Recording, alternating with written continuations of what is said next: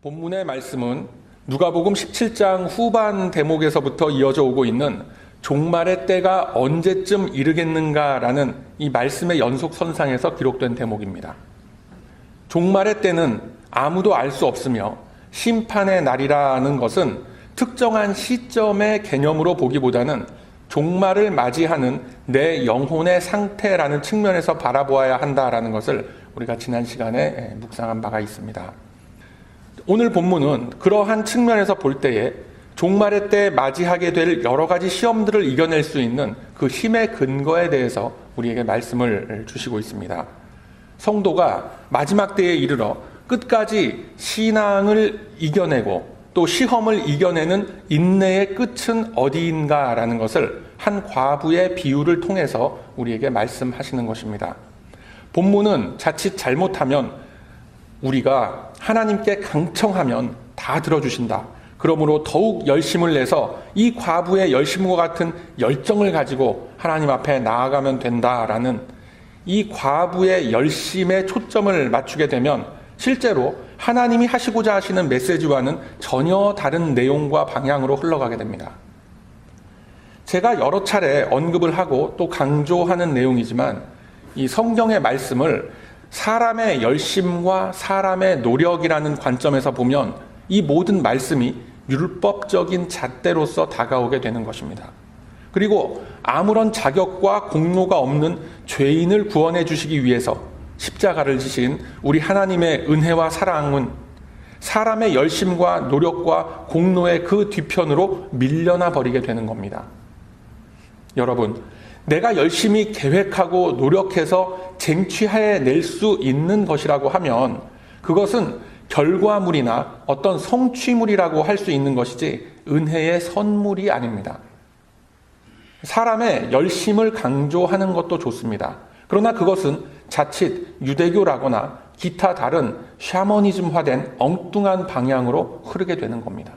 그래서 우리 기독교 신앙 안에서는 성경의 모든 말씀을 하나님 중심의 관점에서 풀어나가야 하는 것입니다. 감당치 못할 은혜를 받았음에도 불구하고 여전히 죄악의 길에서 헤어나오지 못하는 이 나를 이끌고 가시는 하나님의 노력과 그 열심, 그 노력과 열심이 예수 그리스도를 통해서 나에게 전해지게 된 하나님의 일하시는 그 역사와 능력을 바라보는 것. 이 보잘것없는 죄인을 위하여 친히 마지막 제물로 십자가에 달리셨던 예수님의 희생과 사랑. 이러한 것들을 밝혀내면서 하나님의 관점으로 말씀을 풀어내야 이 정확한 의미가 새겨지게 되는 것입니다. 본문에는 한 과부와 재판관이 등장을 합니다. 당시의 사회 구조와 이 시대상을 생각을 해보면 등장인물이 과부 내지는 홀로 된 여인이다라는 것은 여러 가지 의미가 있습니다. 그 시대에 여자가 혼자 산다라고 하면은 온갖 스트레스와 어려움이 따르게 되는 그러한 시대였습니다. 요즘도 거의 비슷하겠죠. 온갖 부류의 인간들이 주변에서 괴롭히고 덤벼들게 됩니다. 그 당시에는 우선 남편의 보살핌 아래 없다는 것 그 자체가 사회 안전망에서부터 벗어난 상태에 있음을 의미했던 것입니다. 재산을 지키고 자신을 지킬 수 있는 이 사회적인 인프라가 부족했던 시기에 언제 누구와 시비가 붙어서 억울한 일을 당하게 될지 모르는 처지였던 것이 그 당시 홀로 된 여인들의 삶이었습니다. 오죽하면 과부의 경계석, 지계석을 옮기지 말라. 과부의 소유를 빼앗지 말라. 고아와 과부에게 음식과 의복 등을 제공하라라는 말씀이 성경 곳곳에 넘쳐나겠습니까? 그만큼 살아가기가 힘들고 사회적으로 소외된 상태에 있었던 계층이 바로 과부였습니다. 자, 그러한 처지에 있는 과부에게 사회적인 도움을 주고 보살필 수 있는 처지에 있는 사람이 재판관입니다. 그런데 이 재판관을 어떻게 소개하고 있습니까? 하나님을 두려워하지 않는 자, 사람을 무시하는 자라고 소개를 합니다. 이 사람은 당시 이스라엘 사회 안에서 재판관이라는 높은 직책을 맡고 있었지만 하나님을 두려워하지 않고 사람을 무시하는 판관이라면 그가 행하는 재판의 과정들과 그 결과는 다 안 봐도 뻔한 겁니다. 뇌물을 받고 판결을 굽게 하고 약한 자, 억울한 자의 편에 서서 이 사건을 보는 것이 아니라 돈 많고 권력이 있는 자들의 이익을 대변하는 악한 짓을 일삼는 판사였음이 드러나는 것입니다. 시쳇말로 유전무죄, 무전유죄의 엉터리 판결을 일삼았던 인물이고 돈이 안 되는 사건은 아예 취급도 안 하려고 했던 그런 인물이었던 것입니다. 이러한 자가 가난한 과부의 외침을 들어줄 수 있겠습니까? 절대로 그렇지 않죠. 귀를 막고 고개를 돌려버리는 겁니다. 본문은 이 과부가 수차례 재판관을 찾아가서 자신의 상황을 설명하고 도움을 청하려 했음을 보여주고 계십니다. 그러나 그때마다 이 재판관은 외면하고 무시했습니다. 그나마 자신이 가지고 있는 그 권력을 정작 사용해야 할 곳에는 사용치 않았던 재판관이었습니다. 그러던 어느 날 이 재판관이 생각을 합니다. 그의 마음속에 변화가 일어나게 된 겁니다. 이제 그 과부의 청원을 들어주기로 마음을 먹습니다. 그런데 그렇게 변화가 되어진 동기가 그 과부를 불쌍하게 생각하는 마음이 들어서 자신의 행동에 반성하고 그 자기의 자세를 바꿨던 것이 아닙니다. 그가 과부의 청을 들어주기로 한 것도 결국은 철저하게 자신의 이익을 위하여 했던 것입니다. 이 여인이 자신을 바더하는 게 싫으니까 마지 못해서 들어주고 더 이상 귀찮음을 당하지 않겠다라는 그런 심보에서 나온 변화인 것입니다. 끝까지 악한 그런 모습을 보이고 있는 겁니다. 그런데 예수님은 이 악한 재판관의 예를 드시면서 하나님이 주시는 소망에 대해서 말씀을 하고 계십니다. 즉 전혀 이루어질 수 없는 토양과 재질을 가진 속에서도 이 과부의 청이 이루어졌는데 하물며 사랑과 은혜가 풍성하신 하나님께서 너희들의 신원을 자기 백성의 억울함과 그 고통들을 들어주지 않으시겠는가라는 것입니다. 다시 말해서 과부에게 있어서는 이러한 악당을 통해서도 결국엔 그 뜻을 이루게 해주신 하나님께서 주님 앞에 직접 나와 간구하는 백성들의 탄식을 외면하지 않으신다라는 말씀인 겁니다. 이것이 바로 항상 기도하고 낭망하지 말아야 한다라는 본문 1절 말씀의 그 이유와 목적이 되는 것임을 여러분 꼭 기억하시기를 바랍니다. 예수님은 이 비유를 통해서 우리에게 말씀하고 계십니다. 성도가 누릴 수 있고 가질 수 있는 이 소망은 이 땅에는 있지 않다라는 사실을 이 불의한 재판관 비유를 통해서 우리에게 보여주고 계신 겁니다. 여러분, 성도가 갖는 소망이라는 것은 이 세상의 위정자들, 권력자들, 그리고 이 세상이 주는 명예와 권력 속에 있지 않음을 꼭 기억하시기를 바랍니다. 이 땅의 위정자들, 권력자들은 자신들의 이익을 위해서 움직이는 사람들입니다. 그런데 많은 성도들이 그들에게 희망을 걸고 그들에게 큰 기대를 걸고 있습니다. 대부분 이렇게 말을 많이 합니다. 하나님은 사람을 통해서 역사하십니다. 라고 그럴듯한 말을 합니다. 그럴듯하긴 하지만 주님은 아무나 세워서 일하지 않습니다. 많은 이들이 기대하길 누군가 뛰어난 인물이 나타나서 이 땅의 악함과 분쟁과 갈등을 해결해 줄 것이라고 기대를 거는 모습들을 우리가 봅니다. 미안하지만 헛된 꿈들을 꾸고 있는 겁니다. 하나님은 믿음 안에 세워진 당신의 백성들을 부르신 후에 각자에게 소명을 주시고 다시금 성도들을 각자의 인생길 앞으로 되돌려 보내시는 겁니다. 저와 여러분은 바로 그 길 위에 세워진 존재들이며 주님은 바로 그 백성들을 통해서 이 땅에 그분의 영향력을 행사하시는 겁니다. 여러분, 이 세상 속에서는 진정한 평화를 찾을 수가 없습니다. 당장 눈앞에 어떤 핵전쟁을 막았다고 해서 이 땅에 평화가 옵니까? 절대로 그렇지 않습니다. 또 다른 분쟁과 또 다른 전쟁은 끊임없이 일어납니다.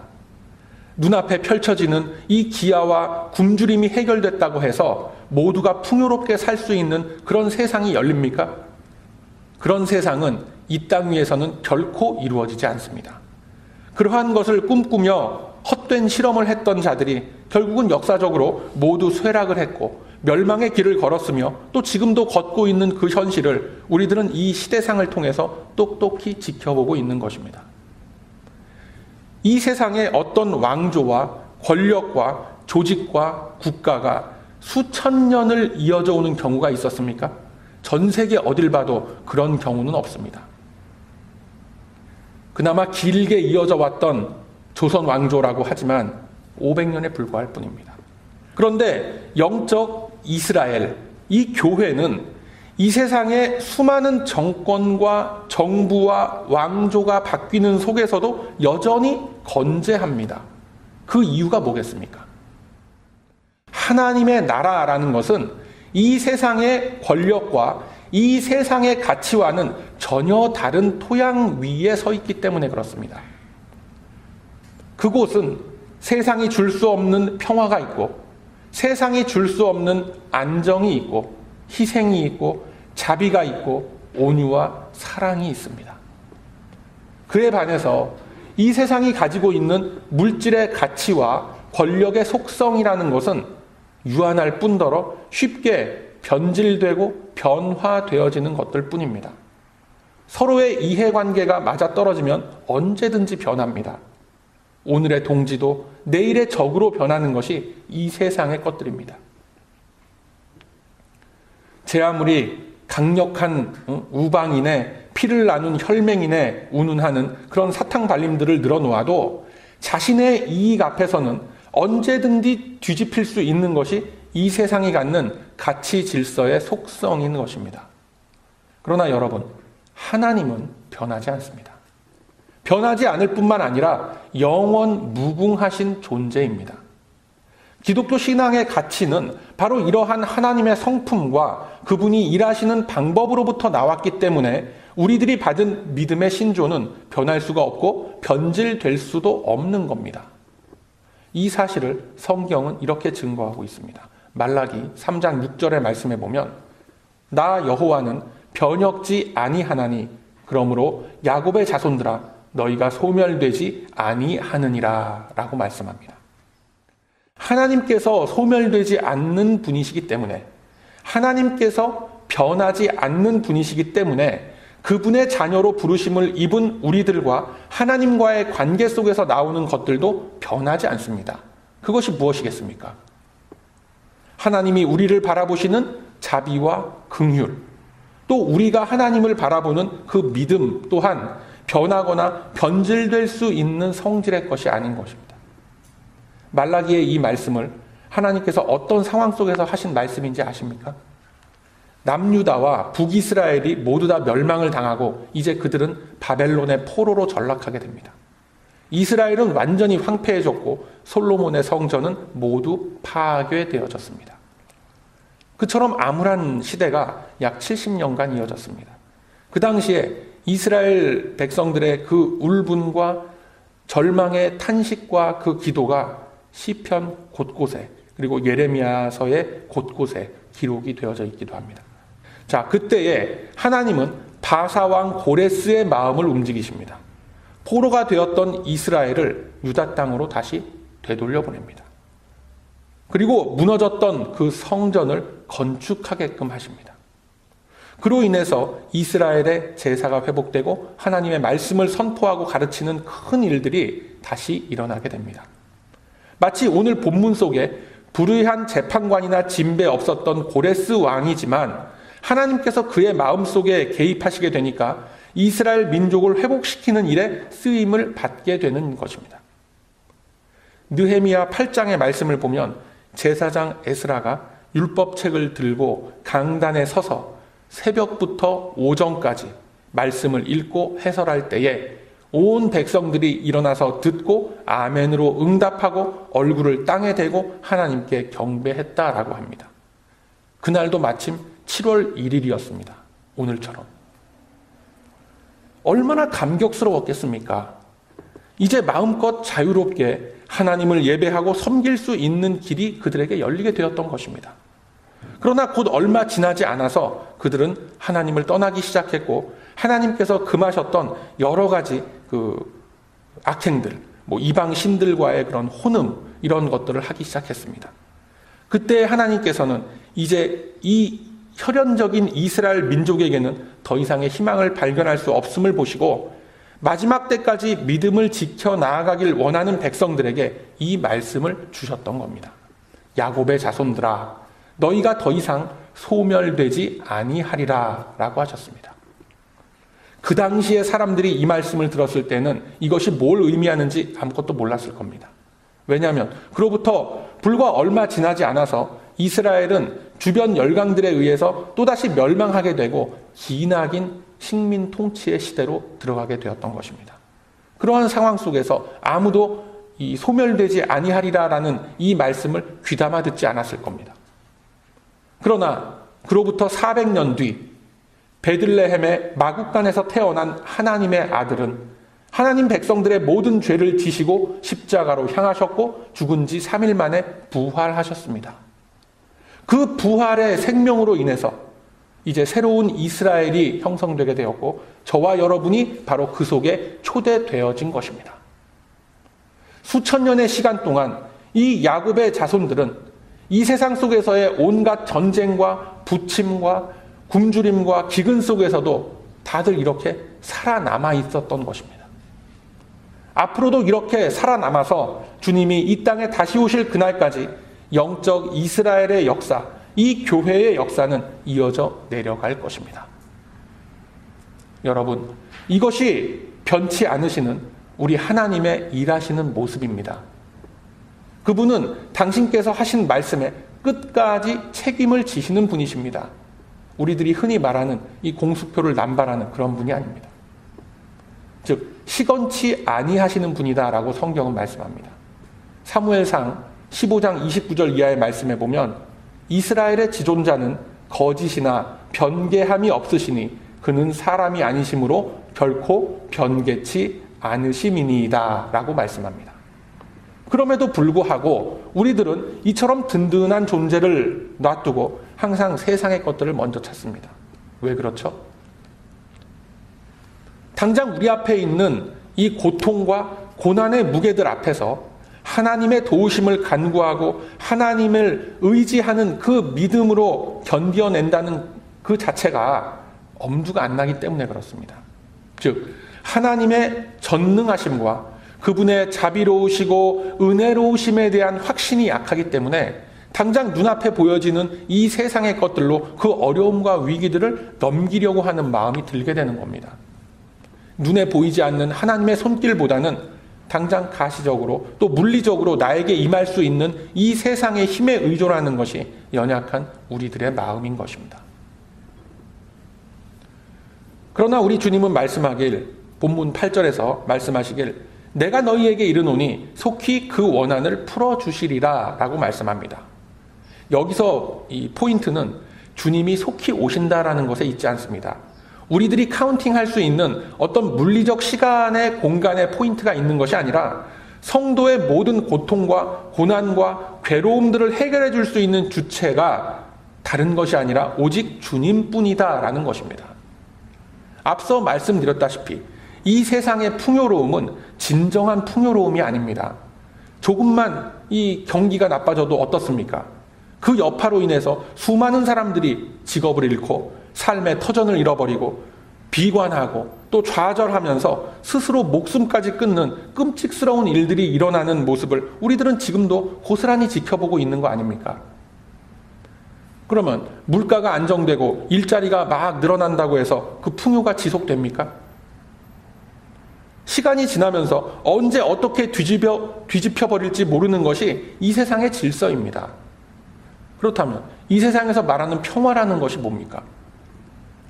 어떤 힘의 균형, 물질의 그 밸런스를 통한 빈틈없는 이 팽팽한 상태를 놓고 안정이라고 그러고 평화라고 하죠.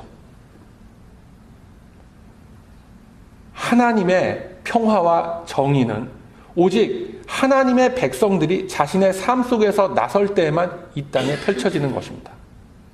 하나님의 그 사랑과 은혜로우심은 어떤 특출한 정치적인 지도자를 통해서 이 땅에 퍼져 나아가게 되질 않습니다. 그것은 이 시대에 하나님이 원하시거나 하나님이 택하시는 그런 방법들이 아닙니다. 이제는 우리들 성도 각자에게 주어진 삶의 현장 속으로 들어가서 그 속에서 우리의 믿음과 신앙의 내용을 보여내야만 하는 자리에 우리들은 세워진 존재들인 것입니다. 주님은 그 자리에 세워진 우리들을 통해서 역사하시는 겁니다. 여러분, 오직 주님과의 그 화목한 관계 속에서 우리들은 변치 않는 평안함과 안정감이라는 것을 누릴 수가 있는 겁니다. 성경은 이 사실을 이렇게 찬송합니다. 시편 4편 7절 이하의 말씀에 보면 주께서 내 마음에 두신 기쁨은 저희의 곡식과 새 포도주의 풍성할 때보다 더하니이다. 내가 평안히 눕고 자기도 하리니 나를 안전히 거하게 하시는 이는 오직 여호와시니이다 라고 찬송합니다. 당시의 시대 속에서 곡식과 새 포도주가 든든히 쌓여 있다면 그보다 더 큰 안정감과 흐뭇함은 없었을 겁니다. 그러나 하나님이 주신 마음의 기쁨은 곡식과 새 포도주로 상징되는 물질의 풍요로움보다도 더 크다라고 말씀합니다. 뿐만 아니라 나를 안전하게 거하는 이는 오직 여호와 하나님뿐임을 고백하고 있는 겁니다.